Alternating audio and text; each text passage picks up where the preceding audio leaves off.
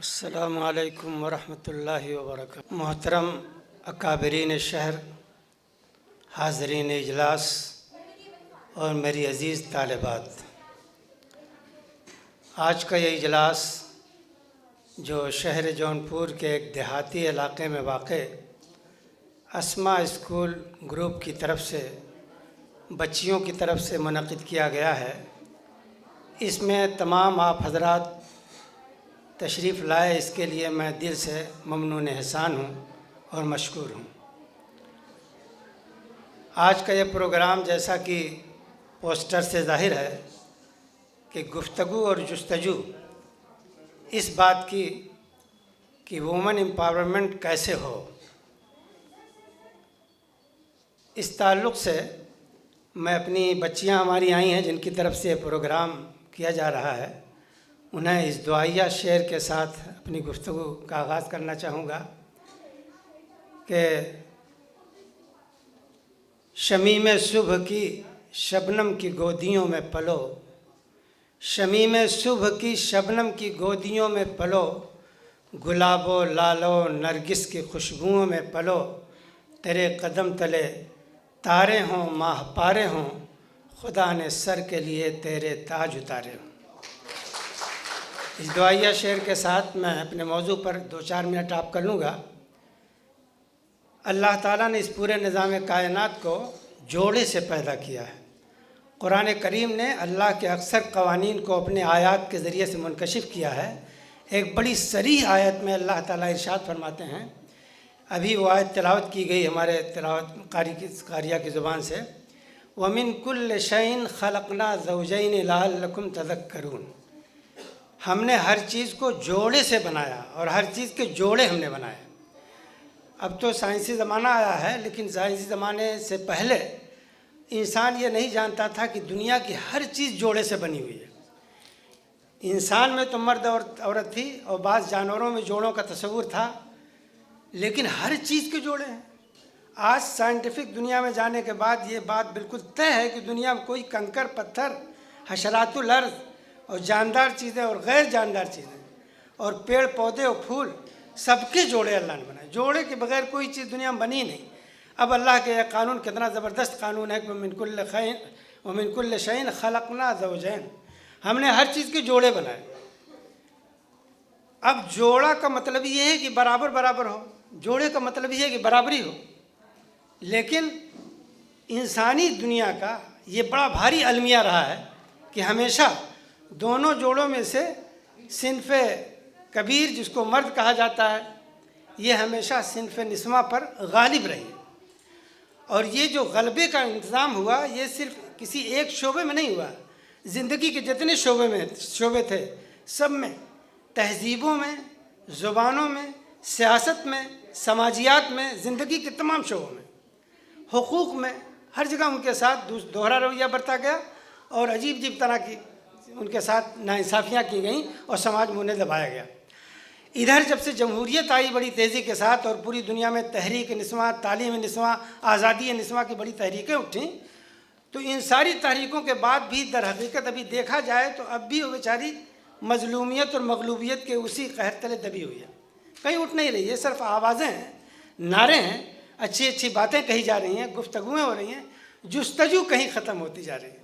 شاید بڑے موضوع کے ساتھ میں نے یہ عنوان چنا تھا کہ صرف گفتگویں ہو رہی ہیں اور کیا چیز تلاش کی جائے کہ جس کی وجہ سے امپاورمنٹ ہو، ان کا وومن امپاورمنٹ پروگرام کے تحت وہ چیزیں تلاش کی جانی چاہیے اور ہمارے اسکالرس کو، بڑے لوگوں کو وہ منزلیں بتانی چاہیے، وہ راستے دکھانی چاہیے کہ جس کی وجہ سے امپاورمنٹ وجود میں آئے۔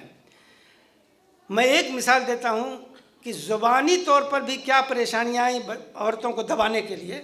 ایک بڑے اسکالر کا بھی ایک مضمون پڑھا تھا، انہوں نے تو عربک لٹریچر کے حساب سے دکھایا تھا، لیکن اردو انداز میں یہ بتانا چاہتا ہوں کہ ہم کوئی صیغہ جب استعمال کرتے ہیں زبان کی، ادب کی بناوٹ، تو ہم کہتے ہیں لڑکا جا رہا ہے، اور لڑکی کہتے ہیں تو لڑکی جا رہی ہے۔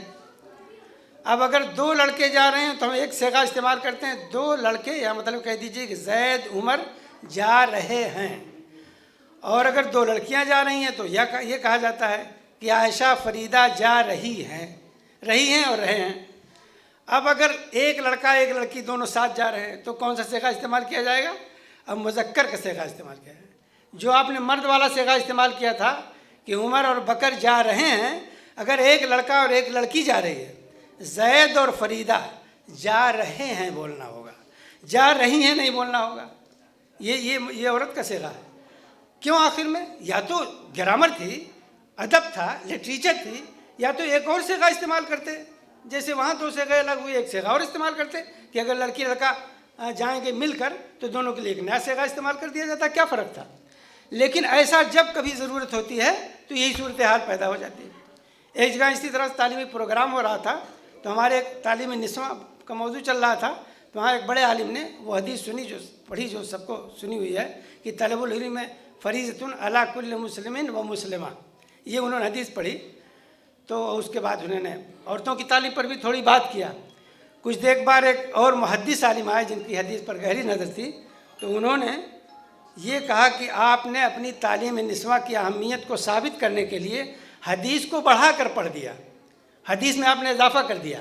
حدیث صرف ہے طلب العلم فریضۃ علی کل مسلم، بس اتنا ہی ہے. آپ نے مسلمہ بڑھا کر، تعلیم نسواں کا موضوع تھا تو آپ نے نسواں بڑھا دیا، مطلب عورت کو بھی.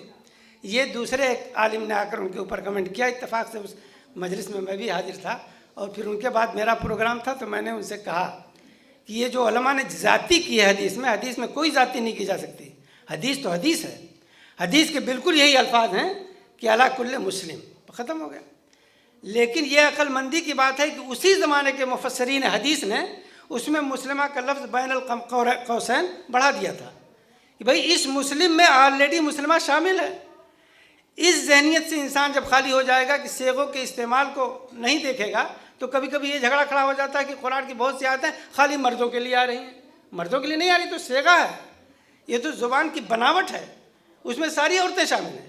ہم نے کبھی کبھی ان بناوٹوں، ان صیغوں کی وجہ سے بھی اس تکلف میں ہم پھنس گئے کہ عورتوں کو ہم نے دبا دیا. تو اس طرح سے میں یہ کہہ رہا تھا کہ زندگی کے جتنے شعبے ہیں، ہر شعبے میں عورت ہمیشہ مغلوب رہی ہے اور اتنا زبردست جکڑ میں ہے کہ وہ اس سے نکل نہیں پا رہی. میں ایک مثال دوں گا کہ اس کے لیے کیا کرنا ہے. یہ تو باتیں ہو گئیں، کرنا کیا ہے، نکلنا کیا ہے. نکلنے کے لیے یہاں ہماری بچیاں بھی بیٹھی ہوئی ہیں اور بہت سی خواتین بھی ہیں. پوری خاتون نسل سے، نسل نسواں سے میں عرض کرنا چاہتا ہوں کہ اگر ہم اپنی زندگی کو بدلنا چاہتے ہیں اور اس سماج میں کچھ تبدیلی نہ، تو پہلی تبدیلی اپنے اندر یہ لانی ہوگی کہ خود ہمیں عورتوں کو اپنے دل میں، اپنے دماغ میں یہ بات بیٹھانی ہوگی کہ ہمیں مغلوب بن کر رہنا نہیں ہے. اپنے اندر خود اعتمادی پیدا کرنی ہوگی، اپنے اندر سے احساس کمتری کو ختم کرنا ہوگا، اور آپ کو خود یہ جاننا ہوگا کہ میں، یعنی ایک عورت، یہی کائنات کا حسن ہے، کائنات کا جمال ہے، اس دنیا کی سب سے رونق اور سب سے خوبصورت چیز ہے. اور اس زمین سے، اس روئے زمین سے اگر عورت کو الگ کر دیا جائے تو پوری دنیا سنسان ہو جائے گی. اس لیے یہ اعتماد پہلے ہماری بچیوں کے اندر، ہماری عورتوں کے اندر آنا چاہیے کہ ہم ہیں، اور اپنے وجود کو منوانے کی ضرورت ہے. غالب دہلوی ایک بڑے مشہور اردو کے شاعر گزرے ہیں. وہ جامع مسجد کی سیڑھیوں پر بیٹھ کر کچھ گنگنا رہے تھے. اتنے میں کوئی ایک صاحب نے دیکھا کہ غالب صاحب بیٹھے ہوئے ہیں اور غالب کا کچھ پیسہ باقی تھا، ان سے قرض لیا تھا، قرض ادا نہیں کر پائے تھے. تو وہ صاحب مل گئے تو انہوں نے کہا کہ ان سے پیسہ مانگ لوں. گئے اور کہا کہ غالب صاحب کتنے دنوں سے آپ نے ہمارا پیسہ لے لیا اور ابھی تک آپ نے دیا نہیں. کچھ تلخ لہجے میں انہوں نے کہا. تو غالب صاحب کو تھوڑا غصہ آیا تو وہ بھی کچھ لڑ گئے ان سے، اور وہیں تھوڑی تو میں لڑائی ہوئی. اور لوگ یہ کہتے ہیں کہ غالب کو اس نے پٹک دیا، باہر والے آدمی نے. شاعر عام طور پر کمزور ہوتا ہے اور مفلوق الحال بھی ہوتا ہے. اگر جسہ اور جسیم لوگ شاعری کے میدان میں آئیں تو یہ سمجھنا چاہیے کہ اصلی شاعر نہیں ہے. اصلی شاعر تو ہمیشہ بہت غریب اور بالکل کمزور حال ہوتا ہے. غالب کچھ اسی طرح کے تھے. جب ان کو پٹک دیا گیا تو کوئی ایک خیر خواہ صاحب ان کو چھڑانے کے لیے، بچانے کے لیے وہاں پہنچے. وہاں جب پہنچے تو وہ غالب کو نام اور کام سے تو جانتے تھے، ان کو چہرے سے نہیں پہچانتے تھے. تو انہوں نے وہاں پوچھا کہ غالب کون ہے اس میں؟ تو وہ تو پٹکے ہوئے تھے، مطلب غالب صاحب کے اوپر ایک آدمی تھا، غالب نیچے تھے. تو انہوں نے پوچھا کہ غالب کون ہے؟ تو غالب صاحب اسی مغلوبیت کے عالم میں یہ کہہ رہے ہیں کہ پوچھتے ہیں وہ کہ غالب کون ہے. کوئی بتلائے کہ ہم بتلائیں کیا. غالب صاحب تو مغلوب ہو گئے ہیں اور ہیں غالب. تو مغلوب ہونے کے باوجود بھی یہ احساس رکھنا کہ میں اصلی غالب ہوں. وقت کوئی بھی غلبہ حاصل کر سکتا ہے، لیکن میں غالب ہوں.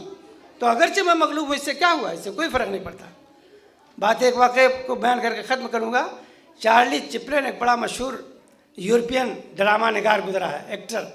اور اس کے عجیب طرح کے مزاحیہ انداز بہت دنیا میں سنے جاتے تھے. وہ ایک مرتبہ اپنے ملک سے باہر فارن ملک میں کہیں جا رہا تھا، کسی بڑے شہر سے گزر رہا تھا. تو اس شہر میں بڑے بڑے پوسٹر آویزاں تھے اور اس پر لکھا ہوا تھا کہ چارلی چپلن جیسا مقابلہ ہو رہا ہے، مطلب اسی جیسا بن کر دکھانا ہے. وہ جیسا پیش کرتا ہے اسی طرح سے بن کر دکھانا ہے. اور اس کے لیے بہت سے لوگ مطلب مقابلہ تھا اور اس میں انعامات تھے. وہ اتفاق سے دیکھا کہ میرے ہی نام سے مجھے جیسا بن کر لوگ میرے ہی کردار کو پیش کریں گے. تو اس نے چپکے سے، لوگ وہاں جانتے نہیں تھے اس نے چپکے سے اپنا بھی نام لکھا دیا. اب یہ اصلی شخص ہے جس کے نام پر یہ پورا مقابلہ ہو رہا. اس نے اپنا نام لکھا دیا اور مقابلہ ہوا. تو مقابلے میں وہ 6 نمبر پر آیا اور 5 لوگ اس سے آگے نکل گئے. ان کو جیت نصیب ہوئی، ان کو ایوارڈ دیا گیا. جب وہ مل گیا ان کو تو کچھ لوگ ان سے ملے. انہوں نے کہا بھائی آپ تو اصلی چارلی چپلن ہیں اور آپ ہار گئے، آپ مطلب 5ویں 6ویں نمبر پہ چلے گئے. تو آپ کو تو بڑا دکھ ہوا ہوگا کہ مجھے میرے مطلب نقال لوگ مجھ سے آگے ہو گئے. تو انہوں نے کہا کہ اللہ کا شکر ہے مجھے کوئی دکھ نہیں ہوا. ایک ایسی شکست ہے کہ شکست کھانے والا ہمیشہ دکھ اور میں رہتا ہے، افسوس کرتا ہے، لیکن مجھے کوئی دکھ نہیں ہوا. اس لیے کہ میرے اندر یہ احساس غالب تھا کہ میں تو اصلی چارلی چپلن ہوں. میں تو اصلی ہوں، یہ تو میرے نقل اتار ہے. تو نقلی اصلی سے کیسے آگے ہو سکتا ہے؟ اس لیے اندر پہلے یہ احساس پیدا ہو کہ میں ہوں، اپنے وجود کے ساتھ، اپنی برابری کے ساتھ، اپنی مساوات کے ساتھ. یہ عورت میں اگر جاگ گئی، خود اعتمادی اور احساس کمتری دور ہوئی تو کوئی نہ کوئی نیا راستہ نکلے گا. چارلی چپلن نے ایک دوسری بات بھی کہا تھا کہ ہماری دنیا میں ایک ایسا نظام قائم ہے کہ یہاں اکثر نقلی لوگ اصلی لوگوں پر فتح پا جاتے ہیں. اس کے واقعے میں یہ ہوا. تو آج بھی دنیا میں کچھ اسی طرح سے ہوتا ہے کہ ہمیشہ نقلی لوگ اور کم درجہ کے لوگ اوپر آ جاتے ہیں. خیر یہاں کم درجے کی بات نہیں ہے، یہاں تو درجہ برابر کا ہے.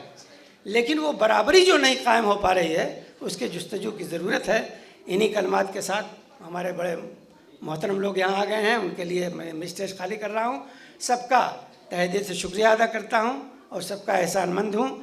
اور پھر اپنی بچیوں کو اس دعائیہ شعر کے ساتھ رخصت ہوں گا کہ وطن کی عزت و عظمت کی پاسدار ہو تم. وطن کی عزت و عظمت کی پاسدار ہو تم، زمین کی نغم و نکھت کی پہرے دار ہو تم. میری نظر، میری فطرت، میرا اصول ہو تم. سلام تم پہ کہ میرے چمن کی پھول ہو تم. شکریہ. خدا.